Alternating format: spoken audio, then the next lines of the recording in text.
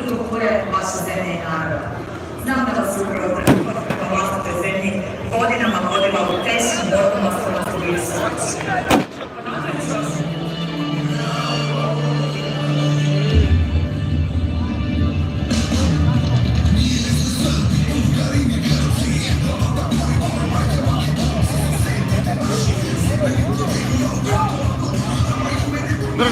Нікола.